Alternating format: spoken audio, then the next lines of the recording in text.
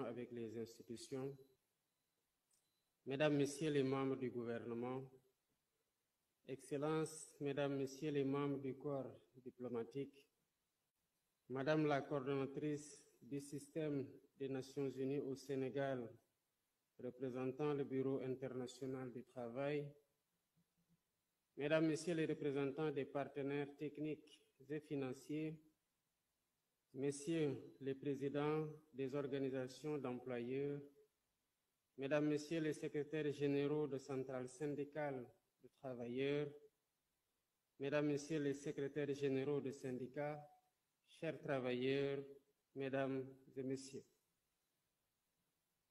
En cette veille de célébration de la Journée internationale du travail et de remise du cahier des doléances, je voudrais d'abord saluer la mobilisation exceptionnelle de tous les acteurs sociaux qui ont répondu massivement à l'invitation de l'État à l'occasion de cette 4e conférence sociale sur le thème « L'emploi et l'employabilité ». Cela témoigne de l'engagement de chacune et de chacun de vous à œuvrer à la prise en charge de cette problématique qui touche directement à la dignité humaine, à l'épanouissement personnel et à la cohésion sociale.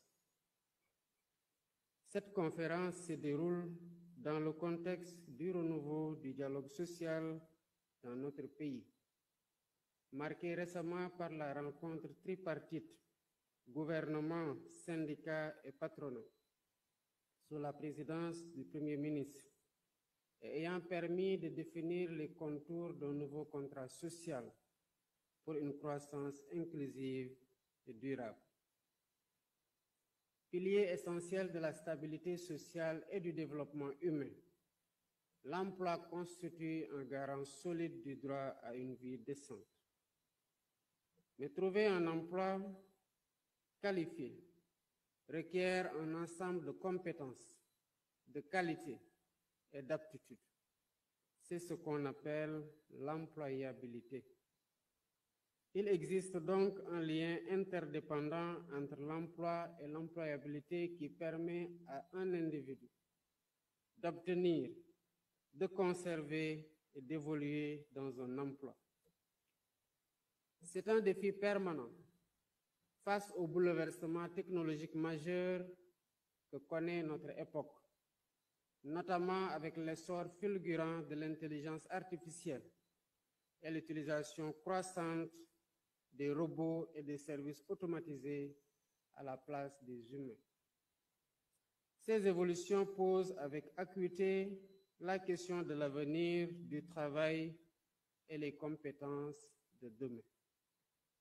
Mesdames, Messieurs, le constat dressé par l'Organisation internationale du travail est déjà alarmant. Un jeune sur 5 dans le monde est sans emploi, sans formation, sans éducation. L'Observatoire de l'OIT nous dit que 453 millions de personnes sont en déficit d'emploi dans le monde et 191 millions de personnes en chômage en 2023.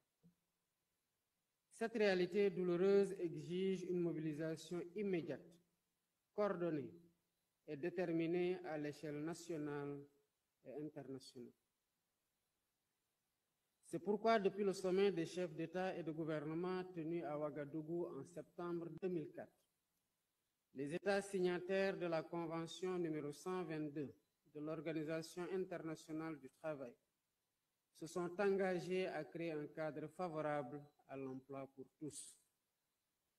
La Banque mondiale, consciente du phénomène, a appelé à lever les obstacles à l'emploi, indiquant que les pays en développement doivent créer 600 millions d'emplois supplémentaires d'ici 2030 pour accompagner leur croissance démographique.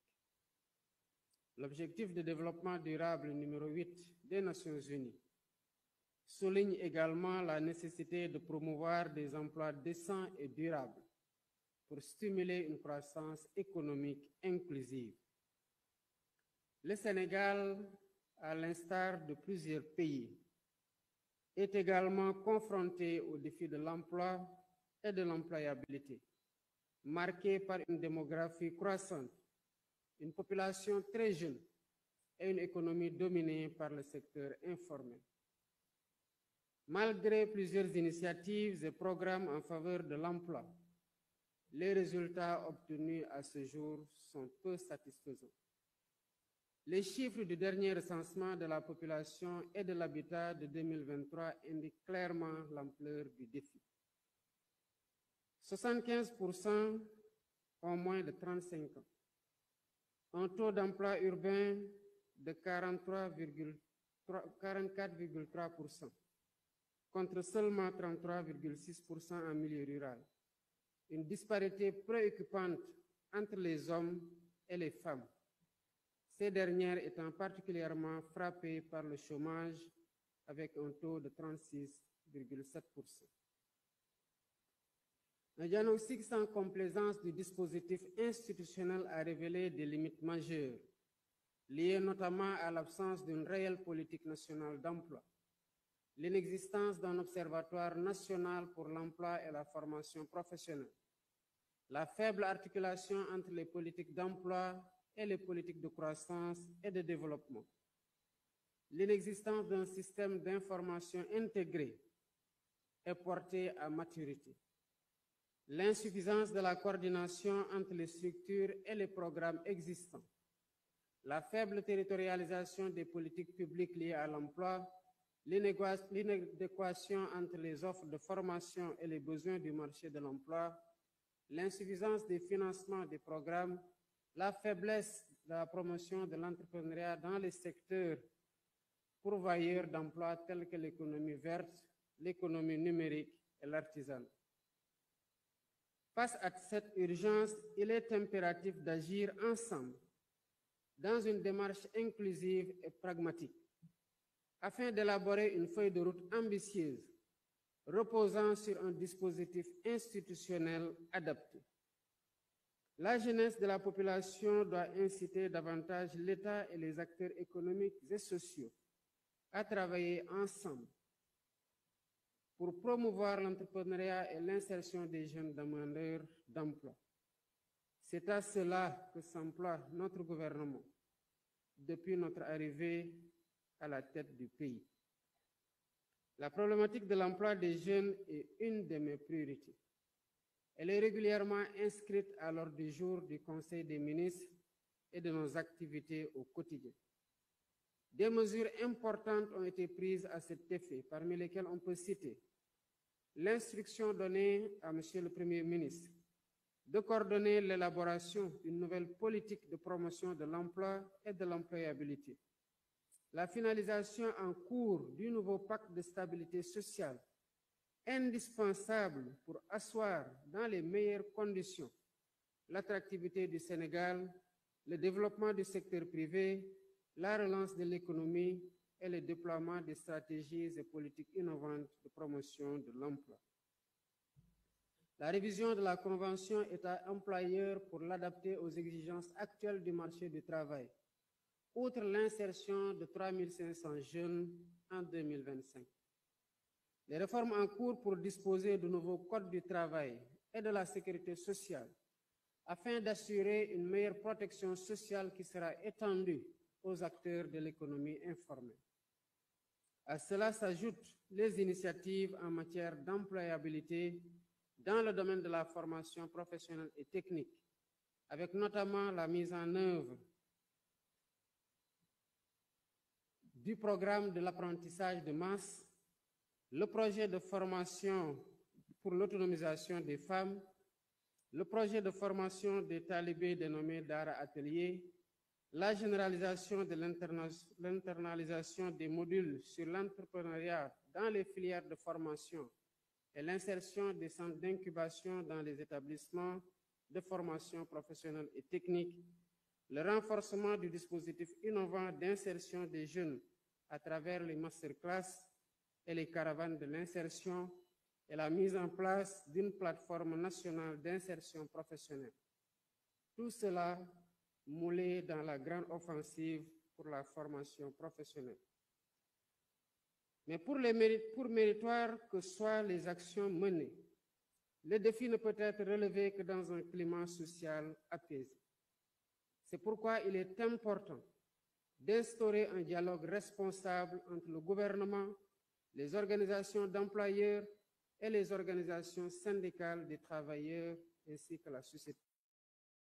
C'est cela le garant d'un cadre d'épanouissement aux entreprises et la sauvegarde des intérêts des travailleurs. Le dialogue doit être permanent, surtout en temps de paix, qui offre plus de calme et de sérénité propice à des opportunités de résultats constructifs pour un environnement économique et social sain.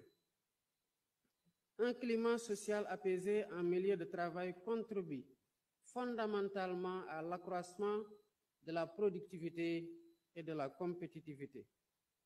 C'est conscient de tous ces atouts que notre pays a adhéré aux instruments juridiques internationaux en faveur du dialogue social.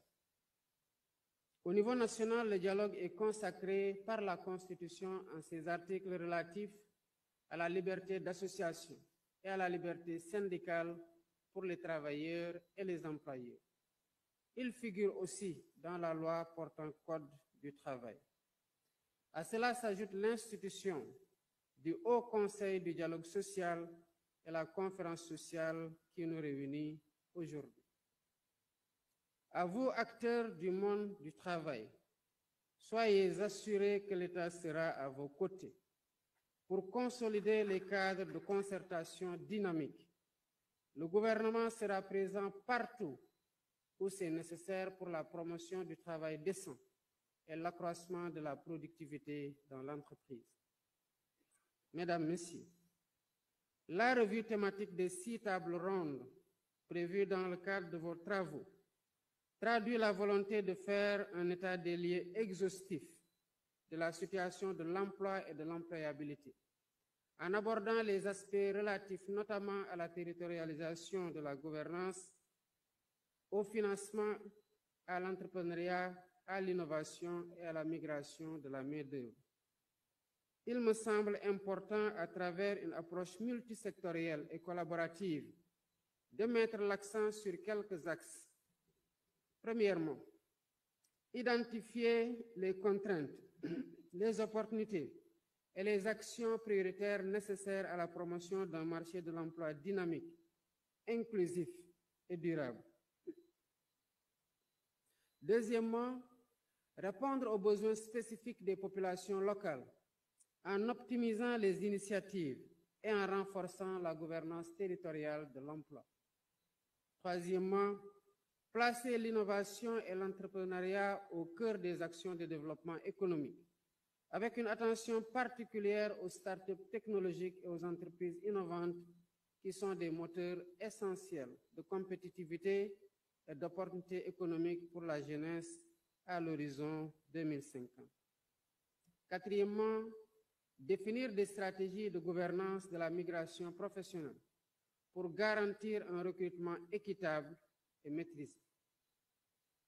Cinquièmement, explorer de nouvelles voies pour améliorer la gouvernance du marché du travail et optimiser les ressources financières destinées à la promotion de l'emploi, notamment à travers le partenariat public-privé, les fonds d'investissement spécialisés et les technologies numériques. Mesdames, Messieurs, la lutte contre le chômage n'est pas seulement l'affaire de l'État. C'est un combat commun qui exige patience, détermination et cohésion. Cependant, il nous est permis de nourrir un réel espoir. Et la tenue de cette 4e édition de la conférence sociale sur l'emploi et l'employabilité suscite à juste titre beaucoup d'attentes auprès de notre jeunesse. À vous, jeunes du Sénégal, je tiens à affirmer que mon gouvernement est pleinement conscient de vos aspirations légitimes à contribuer au développement de vos familles, de vos communautés et de votre pays. Soyez assurés que, quelles que soient les difficultés rencontrées ou les circonstances, l'État restera fermement engagé à vos côtés.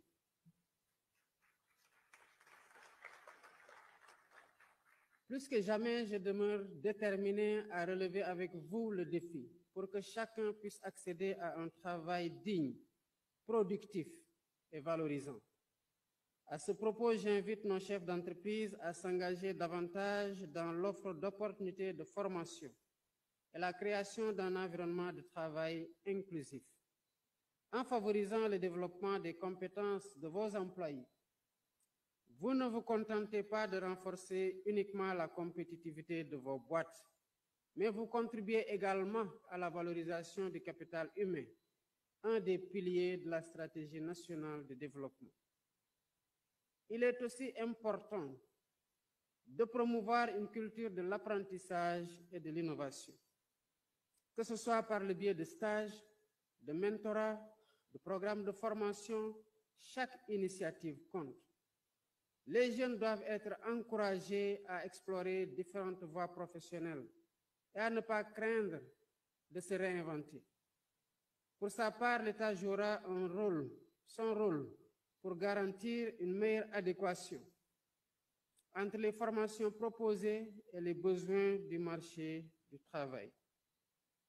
C'est ce qui permettra de réduire sensiblement les écarts existants, tout en renforçant la compétitivité économique et sociale du Sénégal. Chers participants, votre engagement aux côtés de l'État sera essentiel pour relever les défis qui nous attendent. Finalisation de l'élaboration de la nouvelle politique de l'emploi, mise en œuvre des réformes nécessaires du marché du travail, création d'un système d'information sur le marché de l'emploi intégrant les métiers émergents, renforcement du lien école-entreprise et encouragement de l'investissement privé dans les pôles territoriaux. C'est pourquoi j'attends avec intérêt les conclusions et recommandations qui émergeront de vos travaux pendant ces 2 journées. Soyez assurés qu'elles feront l'objet d'une exploitation attentionnée par le gouvernement dans la mise en œuvre de la feuille de route qui sera retenue. Je déclare ainsi ouverte la 4e édition de la conférence sociale et souhaite plein succès à vos travaux. Je vous remercie de votre